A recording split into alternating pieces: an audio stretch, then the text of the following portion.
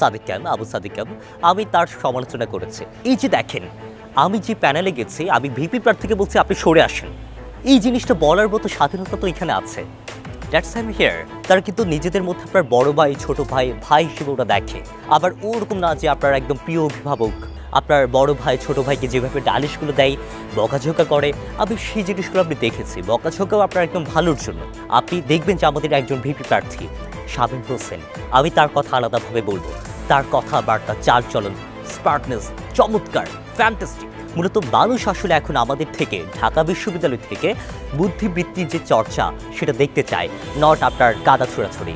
আমাকে যদি কোনো জায়গায় আমি দেখি যে আমাকে দাম দিচ্ছে না, আমি সেই জায়গা থেকে সরে যেতে আমি 2 মিনিট সময় নিব না। অনেকে অনেক কথা বলেছে যে সর্বকে টাকা দিয়ে কেনা হয়েছে। একজন চাকমা কমিউনিটির একজন নেতা, তিনি শুধুমাত্র কেন পার্বত্য চট্টগ্রাম অঞ্চলের দায়িত্ব পাবেন? ওয়াই নট আপনার স্বরাষ্ট্র মন্ত্রণালয়? আবার যদি প্রশ্ন করতে হয় আমি বলবো, এই যে আপনার সার্জিস আলম থেকে শুরু করে যারা দায়িত্বশীল ছিলেন আপনার জুলাই স্মৃতি ফাউন্ডেশনের, তারা দায়িত্ব থেকে সরে গেছেন। আমার কি চেয়েছে তাদের কাছ থেকে হিসাব কোথায়?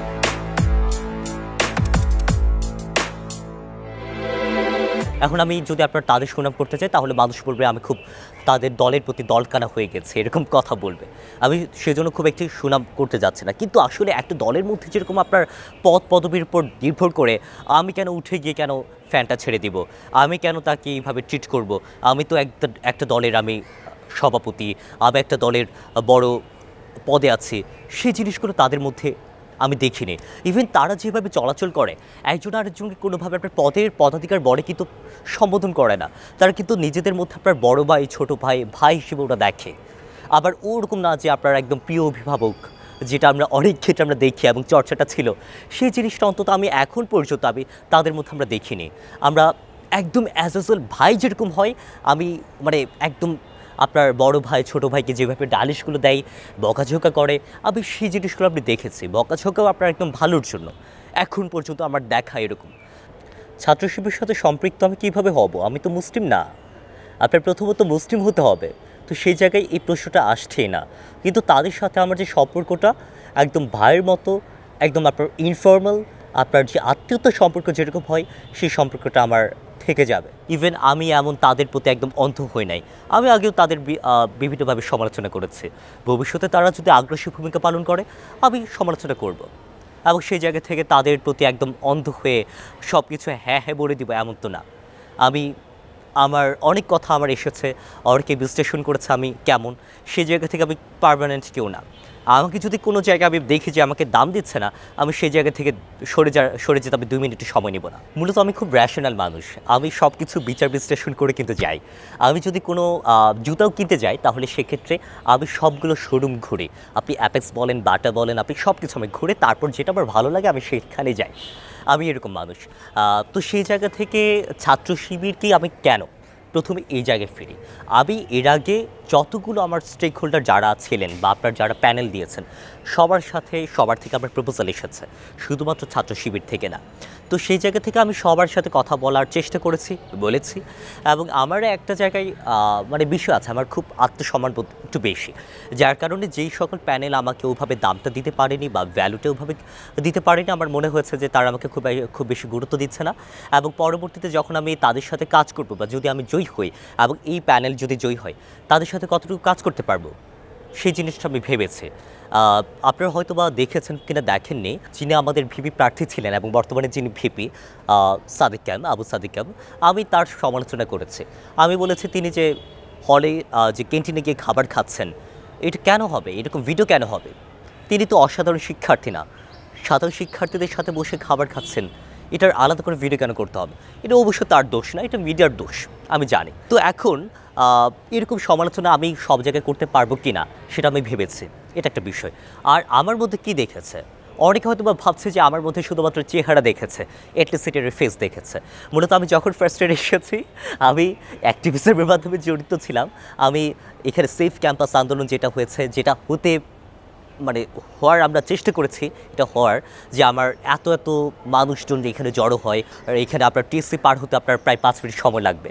হ্যাঁ, এরকম অনেক বিষয় আছে। তো এই ক্যাম্পাসটাকে কীভাবে আপনার সেফ করা যায়, কীভাবে নিরাপদ করা যায়, কীভাবে আপনার বহিরাগত সীমিতকরণ করা যায়। আমরা এখানে বলছি না যে বহিরাগত ঢুকতে পারবে না, কারণ এটা একটা মুক্ত একটা বিশ্ববিদ্যালয়, মুক্ত একটা স্বাধীনতার বা মুক্ত চিন্তার একটা চর্চা করা হয় এখানে। এখন সলিমুল্লাহ খান তিনি ঢাকা বিশ্ববিদ্যালয়ের প্রভাষক না, তার মানে কি তিনি এখানে সেমিনার করতে ঢুকতে পারবেন না? পারবেন, কিন্তু বিষয়টা হচ্ছে এখানে অনেক টার্মস আছে, অনেক কিছু আছে। সো সেই জায়গায় কীভাবে আমরা এই ক্যাম্পাসটাকে সেভ করতে পারি, যেখানে আপনার সাম্য হত্যার মতো ঘটনা যাতে না ঘটে, এই বিষয়গুলোতে আমি সোচ্চার ছিলাম একদম ফার্স্ট ইয়ারে। তারপর অনেক বিষয় চড়াইটা অনেক কিছু আছে, সেগুলো হয়তো বা তাদের চোখে পড়েছে। That's I am here. এখন আমাকে নিয়ে অনেক সমালোচনা হয়েছে, অন্তত এখানে অনেকে কথা বলেছে যে স্বর্ণকে টাকা দিয়ে কেনা হয়েছে। অন্তত টাকা দিয়ে যখন কেনা হয়েছে কথাটা বলছে, তার মানে কি একটা ভ্যালু আছে। অন্তত এখানে কেউ বলছে না যে দামি প্রার্থী এখানে আনা হয়েছে, কোথাও থেকে ধরে এনে নিয়ে এসেছে, এই কথাটা কেউ বলে নাই। সেজন্য আমি খুশি হই মাঝে যে ঠিক আছে, ওর একটা দাম আছে, সেই কথাটা সমালোচকরা বলছে। গতকালও আমি যিনি আমাদের জিএস আছেন এস এম ফরহাদ, এই যে দেখেন, আমি কিন্তু আপনার সামনে ফরহাদ ভাই বলি নাই, আমি বলছি কি GS Farhad, S M Farhad. তো সেই জায়গা থেকে আমাদের সম্পর্কটা এরকম একদম ফর্মাল। যখন আমরা ডাকসু থেকে বের হয়ে যাব, তখন আমি ফরহাদ ভাই বলে ডাকি। আমি গতকালও কিন্তু যে কথা আমি বলছিলাম, গতকালও কিন্তু আমি বলেছি যে এই বিষয়ে আমার একটু দ্বিমত আছে, আপনি এটা কীভাবে দেখেন। তো উনি বলেছেন আচ্ছা ঠিক আছে, তুমি আমাকে একটু এক্সপ্লেন করো বিষয়টা কীভাবে কী, তাহলে তুমি আমাকে এইভাবে একটু ইনফর্ম করে রাখবা যদি এরকম ইন ফিউচার এরকম হয়। এই যে এই বিষয়গুলো, ইভেন যখন আপনার আমাদের যিনি ভিপি প্রার্থী সাদিক ভাই যখন আপনার টিএসসিতে ওই দিন গেলেন, ওখানে রোকেয়া হলের আপনার কেন্দ্র ওখানে ছিল, আপনার পেছনে অনেক আপনার মিডিয়া ঘুরঘুর করছে। আমি সাদিক ভাইকে বললাম যে ভাই আপনি সরে আসেন, যারা ফিমেল স্টুডেন্ট আছে তারা কিন্তু আপনার এম্বারেসিং ফিল করছে, তারা ইরিটেটেড, ক্যামেরার সামনে তারা আসতে চাচ্ছে না। সাদিক ভাই একটু দেখলাম যে আসলে খুব উনিও এটা ফিল করতে পারছেন, যে উনি বলছেন ক্যামেরা আসলে তারা তো ঘুরছে, আমি তো মানে তাদেরকে নাও করতে পারছি না। আমি বলছি আপনি তাহলে সরে আসেন। এই যে দেখেন, আমি যে প্যানেলে গেছি, আমি ভিপি প্রার্থীকে বলছি আপনি সরে আসেন, এই জিনিসটা বলার মতো স্বাধীনতা তো এখানে আছে। That's I am here. যে আপনার যখন শিবির প্যানেল জয়ী হয়ে আসবে, তাহলে সেক্ষেত্রে মেয়েদের চলাচলে স্বাধীনতার যে জিনিসটা সেটা থাকবে কি না, জোর করে বোরকা হিজাব পরানো হবে কি না, এরকম অনেক আপনার কথা এসেছে। এবং আপনার অনেকে বিভিন্ন প্যানেলের প্রার্থীরা কিন্তু সেই কথাগুলো বলেছেন। তো এখন পর্যন্ত সেরকম কিছু আপনার চোখে পড়ছে না। আপনার প্রথমত আমি যেহেতু সমাজবিজ্ঞানের ছাত্র, আমি জিনিসটা কে ছাত্র শিবির, কে ছাত্র দল, কে আপনার বাকছা, সেভাবে আমি দেখছি না। আমি দেখি এখানে আপনার মেন্টালিটি কেমন। আমি যখন প্রার্থী ছিলাম, আমরা এই যে আপনার সমাজবিজ্ঞান চত্বরে এখানে একজনকে আমরা ধরি, উনি আপনি একজন ফিমেল স্টুডেন্ট, তিনি আপনার বসেছিলেন, তাকে আপনার ভিডিও ধারণ করছিলেন, এবং দুজন আপনার ফিমেল স্টুডেন্ট তাকে ধরেছে, তাকে একদম পাকড়া করেছে হাতে নাতে ভিডিও করার সময়। এখন আমরা তাকে প্রক্টর অফিসে নিয়ে যাই।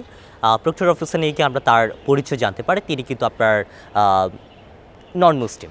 আমি কোন ধর্মাবলম্বী সেটা বলছি না, এখানে আপনার ধর্ম আসছে না, কে মুসলিম, কে বৌদ্ধ, কে খ্রিস্টান, কে হিন্দু, এই কথাটা আসছে না। মূলত বিষয়টা হচ্ছে আপনার মেন্টালিটি কেমন, মোরাল পলিসিংকে আমরা কিভাবে দেখি।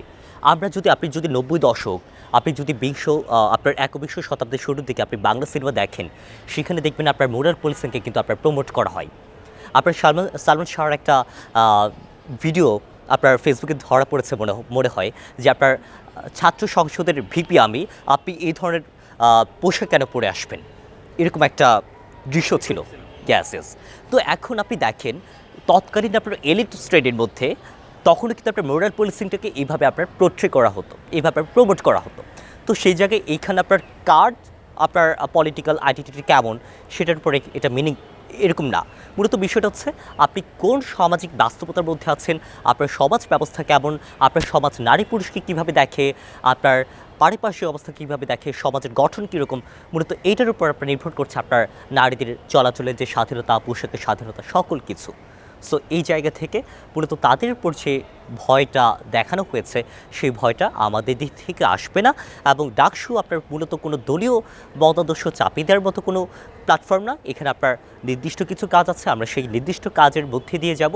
এছাড়া আপনি আমাকে দেখছেন না যে আমার খাওয়া নেই, ঘুম নেই, চেহারা ভেঙে পড়েছে, আমি খাওয়ারই টাইম পাচ্ছি না, সে জায়গায় আপনার মোরাল পলিসিং থেকে শুরু করে এগুলো টাইমটাই তো, যদি আমার কথার কথা আমি যদি করতেও চাই, সেই জিনিসগুলো নেই। আমাদের সৎভাবে আমরা এসেছি, আমরা সৎভাবে আমরা করে যেতে আমরা চাই, এবং আমরা সেটা পারবো। প্রথমত আমাদের যে কমিউনিটির মানুষজন তাদেরকে কিন্তু আপনার মেইন স্ট্রিমে আসতে দেওয়া হয় না বা আনা হয় না।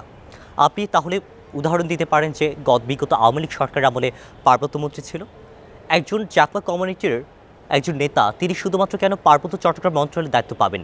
ফাইন আউট আপনার স্বরাষ্ট্র মন্ত্রণালয়। তার মানে কি আপনি তাদেরকে শুধুমাত্র লোক দেখানো মেইন স্ট্রিমে আনছেন, আদতে তাদেরকে সীমাবদ্ধ করে রাখছেন কোথায়? পার্বত্য চট্টগ্রামে। এটা তাহলে কোয়েশ্চেনটা আমি আপনার দিকে ছড়ে দিই, আমি বাংলাদেশের দিকে ছড়ে দিই। আমাকে যদি আপনার আর জাতীয় রাজনীতিতে পেতে চান, আমাকে যদি আপনারা যদি আশা করেন, তাহলে এমন একটা অবস্থান সৃষ্টি করে দিতে হবে যাতে আমি প্রেসিডেন্ট হতে পারি। আমি যদি স্পিকার হওয়ার মতো আমার যদি যোগ্যতা থাকে, তাহলে সেই স্পেস যদি আমাকে দিতে পারেন, সেই ফ্লোর যদি দিতে পারেন, আমি ভেবে দেখব। আমাকে শুধুমাত্র পার্বত্য চট্টগ্রামের সীমাবদ্ধ যদি রাখতে চান, তাহলে আমি থাকছি না। আমাকে যদি আপনি স্বরাষ্ট্র মন্ত্রণালয়ের দায়িত্ব যদি দিতে পারেন, তাহলে আমি আছি। অর্থাৎ আপনার দেশপ্রেমের জায়গায়, আপনার দেশের সার্বভৌমত্বের জায়গায় আমি ঠিক থাকতে চাই। সেই জায়গা থেকে একজন বাঙালি, আপনার একজন বাংলাদেশি হিসেবে একজন বাঙালি যেরকমভাবে আপনার স্বরাষ্ট্র মন্ত্রণালয়ের দায়িত্ব পেতে পারে, যেরকম আপনার প্রেসিডেন্ট হতে পারে, আমি কেন পারবো না? সেই স্পেসটা যদি আপনি তৈরি করে দিতে পারেন, আমি অবশ্যই ভাববো। আমার জন্ম রাঙামাটি শহরে, রাঙামাটি সদরের মধ্যে। আমার বেড়ে ওঠা সেখানে। আমার পরিবারে আমার ছোটো বোন আছে, আমার বাবা মা আছে, আমার দাদু দাদি আছেন এবং আমার ফুফু, আমার পিসির ফ্যামিলি আছেন। আমরা এইভাবে আমাদের ছোটোখাটো বলবো না, বড় সড়ো একটা ফ্যামিলি, কিন্তু আমরা নিজেদের মতো করে যার যার মতো করে থাকি, কিন্তু আমাদের বন্ডিংটা অনেক ভালো। এবং ছোটোবেলা থেকে আমার ফ্যামিলি বেড়ে তুলেছে এমনভাবে যে যা কিছু চেয়েছি সর্বোচ্চটা দেওয়ার চেষ্টা করেছে। এবং আমার এসএসসি পর্যন্ত আমার স্কুল ছিল লেকার্স পাবলিক স্কুল কলেজ। আমি ছোটোবেলা থেকে খুব বেশি প্রতিবাদী ছিলাম, যার কারণে আমার যেখানে আমি যাব, আমার ফ্যামিলি আমাকে সাবধান করে দেয়, মানে কোনোভাবে প্রতিবাদ করবি না, কোনোভাবে কারোর সাথে ঝামেলা জড়াবি না, বোবার কোনো শত্রু নেই। আমি যেদিন ঢাকায় আসছি, আমার দাদির কথা ছিল বোবার কোনো শত্রু নেই। তো সেই জায়গা থেকে আমি খুব প্রতিবাদী ছিলাম ছোটোবেলা থেকে। এখন আজ পর্যন্ত যে এখানে আসা, হয়তোবা সেখান থেকে আপনার ছোট ছোট আপনার ক্ষুদ্র ক্ষুদ্র বালিকণা, বিন্দু বিন্দু জল গড়ে তোলে মহাদেশ সাগরে অর্তল, এরকম একটা কথা আছে। তো আমারও মনে হয় সেই আমার ছোটোবেলা থেকে বিভিন্ন ধরনের কারেজ, গার্ডস, সেগুলোর জমতে জমতে আজকে এটুকুই আসা, এবং ভবিষ্যতে আরও চলতে হবে। আমার কলেজ ছিল নটরডেম কলেজ। তো এই তো এখানে আসা। আমি এটা আমার একজন নির্বাচিত সদস্য হিসেবে না বলে, আমি মানুষের জায়গা থেকে বলি। আমি দেখেছি আমাদের যিনি স্বাস্থ্য উপদেষ্টা আছেন, তিনি সিঙ্গাপুরে গেছেন তার চিকিৎসার জন্য।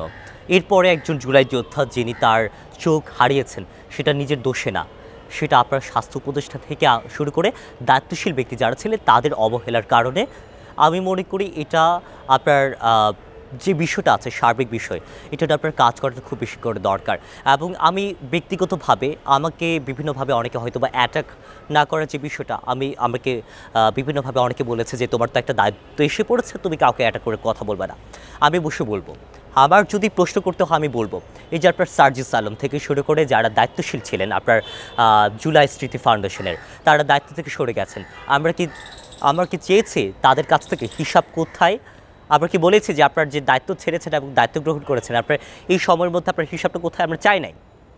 তারা পদ থেকে সরে গেছে, আমরা তাদেরকে সব কিছু তাদের সাথে আমরা মাফ করে দিয়েছি। কেন? ফাই আমাদেরকে তাদের থেকে প্রতিটা টাকার হিসাব চাইতে হবে। তারা কোথায় কী খরচ করেছে সেগুলোর দায়িত্ব আমাদেরকে করতে হবে। আপনি এতদিন ধরে আপনার কার্যকাল, আপনি শহীদদের তালিকা ঠিক করেছেন, আমি মেনে নিলাম। আপনি আহতদের তালিকা কোথায়, সঠিকভাবে করেছেন কিনা, এরকম অনেক অনেক বিষয় আছে। তারা সঠিকভাবে চিকিৎসা পাচ্ছে কিনা, জুলাই স্মৃতি ফাউন্ডেশন থেকে এত কিছু পেয়েছে, এগুলো টাকা কোথায় গেছে, হিসাবগুলো কোথায়, আপনার আহতরা আপনার চিকিৎসা পেয়েছে কিনা, যারা শহীদ যে সকল পরিবারগুলো আছেন সেই পরিবার কেমনভাবে চলছে, সেগুলোর হিসাব রাখা, সেগুলোর খবর রাখা, সেগুলো তাদের দায়িত্ব। তারা শুধুমাত্র গতানুগতিকভাবে আপনার একটা পলিটিক্সের দিকে আমি ঝুঁকে যাব, সেরকমভাবে হলে তো হবে না। এখন সেই জায়গা থেকে আমি যেহেতু একটা দায়িত্বশীল একটা জায়গায় এসেছে, আমার নিজের একটা দায়িত্ব থাকবে এবং আমার সর্বোচ্চ যা কিছু করার আমি আমার শ্রদ্ধার জায়গা থেকে আমি সেটা অবশ্যই করব। আমাদের বাড়িতে আমরা বেশ কয়েকটা আমাদের ভাড়া বাড়ি আছে, সেখানে একজন ভাড়া থাকতেন। আমি পিসি ডাকি তাকে। আবার যথেষ্ট শ্রদ্ধাভাজন। তিনি বাংলাদেশ বেতারে কর্মরত ছিলেন, এখন আছেন কিনা সেটা আমি জানি না। তার কাছে আমি যেতাম, আমি বিভিন্নভাবে বিভিন্ন কম্পিটিশনে একটা কম্পিটিশনে আমি মিস দিতাম না। সেটা আপনার আন্তর্জাতিক মাতৃভাষা দিবস হোক, বা সেটা আপনার স্বাধীনতা দিবস হোক, সেটা আপনার বিজয় দিবস হোক, আমি সবগুলো কম্পিটিশনে আমি নাম লেখাতাম। তো সেরকম আমার একটা ছোটোখাটো একটা পরিচিতি ছিল, যেরকম আপনার নিউজ চ্যানেল যেভাবে আপনার নিউজ পড়ে, সংবাদ পড়ে, আমি সেভাবে নিজের মতো করে আমি সোফায় বসে আমি ওগুলো চর্চা করতাম নিজের ঝোঁকে, নিজের আনন্দে, এরকম টাইপের আর কি। মানে এটার আসলে সেরকম প্রাতিষ্ঠার কিছু ছিল না। আর এখন আপনি যেটা বলছেন যে মানুষ আমাকে এইভাবে আমার কথাগুলো অ্যাকসেপ্ট করছে, আমার মনে হয় মানুষ এটা ভালোভাবে নেওয়ার কারণ হচ্ছে আপনার মেন্টালিটির যে চেঞ্জ আসছে সেটা। আপনি 90 দশকের যেরকম আপনার ছাত্র নেতৃত্ব আপনি দেখেছেন, আপনার গলা ফাটিয়ে, আপনার চিল্লাচিল্লি করে, মঞ্চ দাপিয়ে, যেরকম আপনার একটা সমাবেশ আপনার গরম করে রাখা হয়, আমার মনে হয় সেরকম আপনার সেই যুগটা এখন আর নেই। এখন আপনার ঠান্ডা মাথায় আপনি কীভাবে কী বলছেন, মানুষের কথা আপনি কতটা বলতে পারছেন, আপনি কতটা আপনার বুদ্ধিবৃত্তিক কথাগুলো কতটা আপনি বলতে পারছেন, এটা ম্যাটার করছে। নট আপনি চিল্লাচিল্লি করে আপনি গরম স্টেজ দাপিয়ে বেড়াবেন, এই জিনিসটা মানুষ আর নিচ্ছে না আমার মনে হয়। আপনি দেখবেন যে আমাদের একজন ভিপি প্রার্থী শামীম হোসেন, আমি তার কথা আলাদাভাবে বলবো। তার কথাবার্তা, চালচলন, স্মার্টনেস চমৎকার, ফ্যান্টাস্টিক, তাই না? মানুষ মুগ্ধ। ইভেন আপনার অল্প সময়ের মধ্যে তার পরিচিতি ফ্যান্টাস্টিক। কিসের জন্য? তার কথাবার্তা, চালচলন, তার কথা বলার যে ধরন, যে তাত্ত্বিক যে জ্ঞান, এই সকল বিষয়গুলো। মূলত মানুষ আসলে এখন আমাদের থেকে, ঢাকা বিশ্ববিদ্যালয় থেকে বুদ্ধিবৃত্তির যে চর্চা সেটা দেখতে চায়, নট আপনার কাদা ছোড়াছড়ি।